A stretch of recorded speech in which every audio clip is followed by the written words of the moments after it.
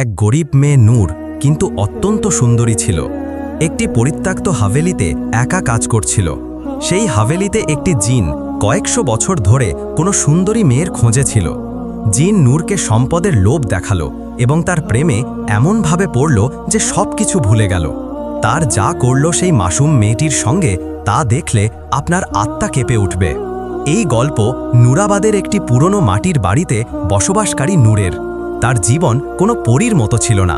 তার মুখে নিষ্পাপতা এবং চোখে আলো ছিল, কিন্তু পরিস্থিতি তার হাসি চুরি করে নিয়েছিল। তার প্রতিদিন ছিল একটি সংগ্রাম।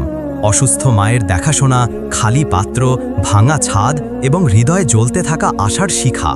নূরের মা ফাতিমা বিবি একজন নেকদিল মহিলা ছিলেন, কিন্তু গত 4 বছর ধরে অসুস্থ হয়ে বিছানায় পড়েছিলেন। শরীর জরাজীর্ণ, ওষুধের টাকা নেই এবং কাছের কোনো আত্মীয়ও পাশে আসত না। ঘরের খরচের কোনো উপায় ছিল না। অনেক রাত ক্ষুধার্ত পেটে কেটে যেত, কিন্তু নূর কখনো তার রবের কাছে অভিযোগ করত না। প্রতি সকালে নূর ফজরের আজানের সঙ্গে উঠত, তার পুরনো জায়নামাজে সেজদা করত, তারপর কোরআন পাক তেলাওয়াত করত। তার দোয়ায় একটাই প্রার্থনা থাকত, ইয়া আল্লাহ, আমার মাকে শিফা দাও এবং আমাদের হালাল রুজির উপায় দান করো। গ্রামের অনেকে তাকে খারাপ পথের পরামর্শ দিয়েছিল। কেউ বিয়ের লোভ দেখিয়েছিল, কেউ গৃহকর্মীর কাজের প্রস্তাব দিয়েছিল, কিন্তু নূর প্রতিবার একটাই উত্তর দিত, আমার রব যা লিখেছেন তাই উত্তম, আমি আমার ধৈর্য বিক্রি করতে পারি না। তারপর একদিন গ্রামের এক বৃদ্ধা তাকে বলল, জঙ্গলের কিনারে একটি পরিত্যক্ত হাভেলি আছে, যেখানে বছরের পর বছর কেউ টিকতে পারেনি, কিন্তু এখন মালিকরা শহরে আছেন এবং সেখানে কাজের জন্য লোকের প্রয়োজন। পরিশ্রমের ভালো টাকা মেলে। নূর তার মায়ের চোখের দিকে তাকালো। দুর্বলতা, ব্যথা আর অসহায়ত্ব। সে সিদ্ধান্ত নিল, যদি হাভেলিতে শয়তানও থাকে তবে আল্লাহর কালিমা আর তেলাওয়াত নিয়ে যাব। মায়ের কাছ থেকে অনুমতি নিল। 2টো রুটি আর কোরআনের একটি ছোট বই ঝোলায় নিয়ে রওনা হলো এমন এক পথে যেখানে তার ধৈর্য আর ঈমানের সবচেয়ে বড় পরীক্ষা হতে চলেছিল। যে হাভেলির দিকে নূর রওনা হয়েছিল তার নাম ছিল শমশী হাভেলি, যা একসময় জমিদার নবাব জয়নুল আবেদিন শমশীর বাসস্থান ছিল। প্রায় 100 বছর আগে এই হাভেলি ছিল গ্রামের সবচেয়ে আলিশান ভবন। মার্বেলের দেয়াল, বড় বড় ঝাড়বাতি, বাগান আর ফোয়ারা। নবাব সাহেব খুব ধনী ছিলেন, কিন্তু তার একটাই সন্তান ছিল, একটি মেয়ে, জুলেখা। বলা হয় জুলেখা অতুলনীয় সৌন্দর্যের অধিকারী ছিল, কিন্তু খুব অহংকারী ছিল। একদিন তার বিয়ে একজন শরীফ কিন্তু গরিব ছেলের সঙ্গে ঠিক হয়, যাকে সে পছন্দ করত না। সেই রাতেই জুলেখা নিজেকে হাভেলির সবচেয়ে উঁচু কক্ষে আটকে ফেলে এবং সকালে তার লাশ ঝাড়বাতি থেকে ঝুলন্ত অবস্থায় পাওয়া যায়। কিন্তু অদ্ভুত ব্যাপার ছিল, তার মুখে রাগের ভাত ছিল, যেন মৃত্যুর পরেও সে কারো প্রতি ঘৃণা পোষণ করছিল। এরপর থেকে হাভেলিতে অদ্ভুত ঘটনা ঘটতে শুরু করে। নকর চাকররা অদৃশ্য হয়ে যেতে লাগল। কেউ কেউ পাগল হয়ে গেল, কেউ কেউ বড় বড় করে জঙ্গলে ঘুরতে দেখা গেল। গ্রামের বুজুর্গরা বলেন, হাভেলির দেয়ালে কেউ কালো এলমের সাহায্যে জিনদের বন্দী করেছিল, যারা এখন মুক্ত হয়ে ঘুরে বেড়ায়। অনেকে দাবি করেছেন রাতের বেলা হাভেলি থেকে কোনো মেয়ের কান্নার আওয়াজ আসে। কেউ কেউ জানালা দিয়ে সাদা পোশাক পরা এক মহিলাকে দেখার কথা বলেছেন। গ্রামের বাচ্চারা হাভেলির কাছে যেতে ভয় পেত, আর বড়রা দূর থেকে সালাম করে চলে যেত। বলা হয় যারা সেখানে কাজ করতে গিয়েছিল তারা বেশি দিন টিকতে পারেনি। কেউ ভয়ে চলে গেছে, আর কেউ চিরতরে অদৃশ্য হয়ে গেছে। কিন্তু নূর যখন এসব শুনল, তখন শুধু একটি কথাই বলল, যদি এই হাভেলি জিনদের হয় তবে আমার রব রব্বুন নাস, মালিকিন নাস, ইলাহিন নাস। এই বিশ্বাস নিয়েই সে হাভেলির ফাটকে প্রবেশ করল, যেখানে দেয়ালের ফাটলে সময় লুকিয়েছিল এবং হাওয়ায় জুলেখার অভিযোগ এখনও প্রতিধ্বনিত হতো। শমশী হাভেলির দেয়ালে বসবাসকারী সেই অদৃশ্য ছায়া কোনো সাধারণ জিন ছিল না। তার নাম ছিল কামিল, এবং সে পুরোপুরি জিনও ছিল না, পুরোপুরি মানুষও ছিল না। সে ছিল সেই আধ্যাত্মিক জিনদের একজন, যারা আগে ইবাদতকারী এবং ফেরেশতাদের মতো পবিত্র ছিল। তার আল্লাহর সঙ্গে গভীর সম্পর্ক ছিল এবং সে জান্নাতে প্রবেশকারী জিনদের তালিকায় ছিল। কিন্তু শত শত বছর আগে একটি পরীক্ষায় সে ভেঙে পড়েছিল।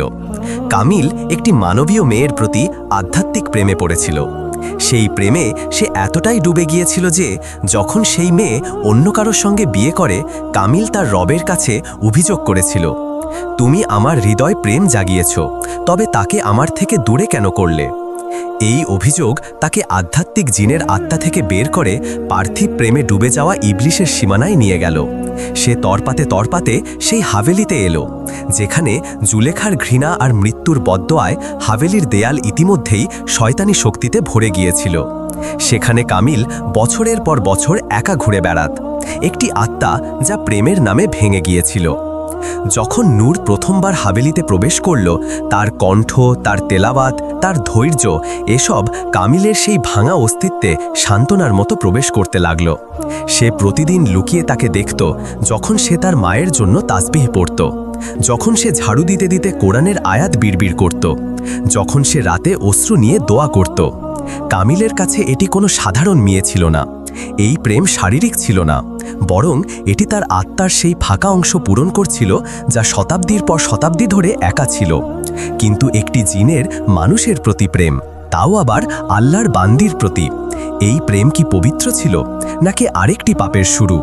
কামিল নিজেই এই দ্বিধায় জড়িয়ে পড়েছিল, কিন্তু এবার সে প্রেম পাওয়ার জন্য সব সীমা অতিক্রম করতে প্রস্তুত ছিল, কিন্তু নূরের জন্য নয়, বরং নিজেকে পূর্ণ মনে করার জন্য। এবং এখান থেকেই শুরু হলো একটি যাত্রা, যেখানে প্রেম আর মাখলুকাতের পার্থক্য মুছে যেতে লাগলো। শমশী হাভেলিতে নূরের আসার কয়েকদিন হয়েছিল মাত্র, কিন্তু কামিলের দিওয়ানা প্রতিদিন বাড়ছিল। সে প্রতি মুহূর্তে তাকে দেখত, তার আশপাশে থাকত, কিন্তু কখনো দেখা দিত না। তার প্রেমের পদ্ধতি ছিল অদ্ভুত।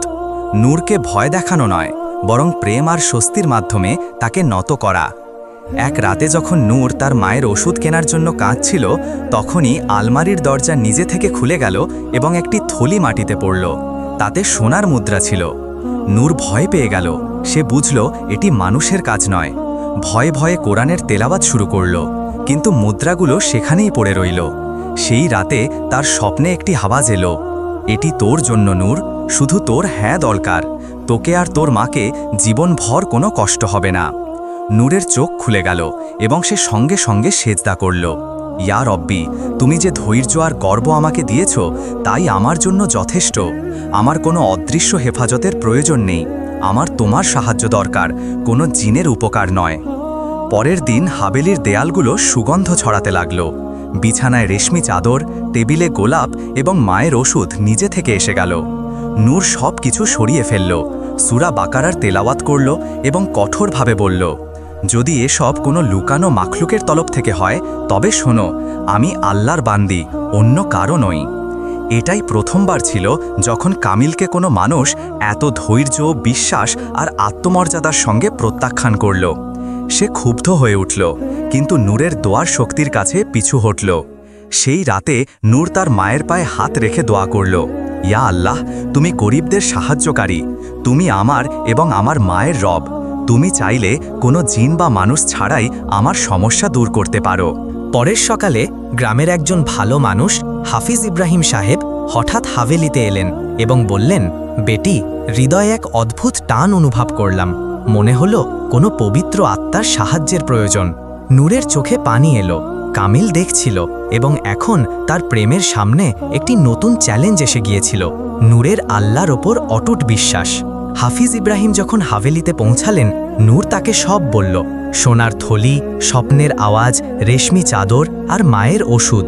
হাফিজ সাহেব গভীর নিঃশ্বাস ফেলে বললেন, বেটি নূর, তুই যে পরীক্ষার মধ্য দিয়ে যাচ্ছিস, সেটা শুধু তোর নয়, প্রতিটি মুমিনের গল্প, যে তাওয়াক্কুলের আসল মানে বোঝে না। মনে রাখ, যে আল্লাহর ওপর ভরসা করে, আল্লাহ তার জন্য যথেষ্ট। তারপর তিনি বোঝালেন, তাওয়াক্কুলের মানে শুধু দোয়া করা নয়, বরং এই বিশ্বাস রাখা যে সাহায্য শুধু সেখান থেকে আসবে যেখান থেকে কেউ দেখতেও পারে না, শুধু আল্লাহর কাছ থেকে। নূর অস্ত্র নিয়ে মাথা নাড়ল। হাফিজ সাহেব তাকে শয়তানি ওয়াসওয়াসা থেকে বাঁচার উপায়ও শিখিয়ে দিলেন। যখনই তোর কোনো অজানা আওয়াজ বা লোভ অনুভব হবে, আউযু বিল্লাহি মিনাশ শায়তানির রাজিম পড়বি এবং সূরা ফালাক ও সূরা নাস তেলাওয়াত করবি। এই দুটি সূরাকে মুআওয়াজাত বলা হয়।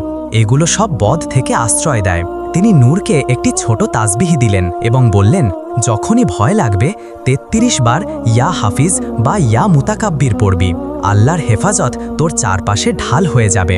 নূর জিজ্ঞাসা করল, কিন্তু হাফিজ সাহেব, জিন কি সত্যিই থাকে? তারা কি আমাদের মানুষের ক্ষতি করতে পারে? হাফিজ সাহেব হাসলেন এবং বললেন, হ্যাঁ, জিনের অস্তিত্ব কোরআন দিয়ে প্রমাণিত। সূরা আল জিন পুরোটাই জিনদের নিয়ে। নবী পাকও জিনদের দাওয়াত দিয়েছিলেন এবং তাদের কোরআন শুনিয়েছিলেন। কিন্তু যে জিন শয়তানের পথে থাকে তারা মানুষকে ওয়াসওয়াসা আর ধোঁকার মাধ্যমে পথভ্রষ্ট করে। তারপর তিনি একটি হাদিস শোনালেন, শয়তান মানুষের রক্তের মতো তার শিরায় প্রবাহিত হয়, কিন্তু জিক্রুল্লাহ সেই শয়তানকে বের করে দেয়। সেই দিন থেকে নূর হাভেলির প্রতিটি কক্ষে সূরা বাকারার তেলাওয়াত শুরু করল। কামিল প্রতিদিন এসব শুনত। তার হৃদয় জ্বলত, কিন্তু অদ্ভুতভাবে সান্ত্বনা অনুভব করত। প্রথমবার তার মনে হলো নূরের প্রেম পাওয়ার জন্য তাকে নূরের রবের সঙ্গে সংঘর্ষ করতে হবে না, বরং তার রবকে বুঝতে হবে। নুরাবাদ গ্রামের মসজিদের কাছে একটি পুরনো নিম গাছের ছায়ায় এক বৃদ্ধ প্রায়ই তাসবিহ ঘুরাতেন। তার নাম ছিল হাফিজ ইব্রাহিম। বয়স ৬৫ বছর, কিন্তু চোখে আলো এবং হৃদয়ে এমন জোশ ছিল যা যুবকদেরও হার মানাতো। গ্রামে কেউ অসুস্থ হলে, কারো ফাতিহা পড়াতে হলে, কারো সন্তানের তালিমের কথা হলে লোকেরা প্রথমে হাফিজ সাহেবকে মনে করত। তার প্রতিটি কথা কোরআন ও হাদিসের সঙ্গে বাঁধা থাকত।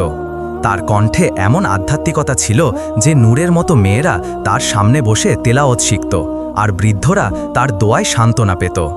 এক রাতে যখন তিনি তাহাজ্জুদের সময় নামাজে মগ্ন ছিলেন, তার হৃদয়ে একটি অস্থিরতা অনুভব হলো, যেন কোনো পবিত্র আত্মার সাহায্যের প্রয়োজন। তিনি তৎক্ষণাৎ সাজোসামান গুছিয়ে নিলেন, কোরআন পাক ও আধ্যাত্মিক বই নিয়ে হাভেলির দিকে রওনা হলেন। নূর তাকে দেখে চমকে গেল। যখন সে তার অবস্থা বর্ণনা করল, হাফিজ সাহেব তার মাথায় হাত রেখে বললেন, বেটি, তুই প্রেম আর শয়তানের ওয়াসওয়াসার মাঝে আটকা পড়েছিস, কিন্তু মনে রাখ, আল্লাহর রেজার চেয়ে বড় কিছু নেই। তিনি হাভেলির প্রতিটি কক্ষে সূরা বাকারা, আয়াতুল কুরসি এবং সূরা জিন তেলাওয়াত শুরু করলেন। হাফিজ সাহেব একটি পবিত্র পানির শিশি দিলেন, যার ওপর তিনি ৪১ বার সূরা ফাতেহা ও সূরা ইখলাস পড়েছিলেন।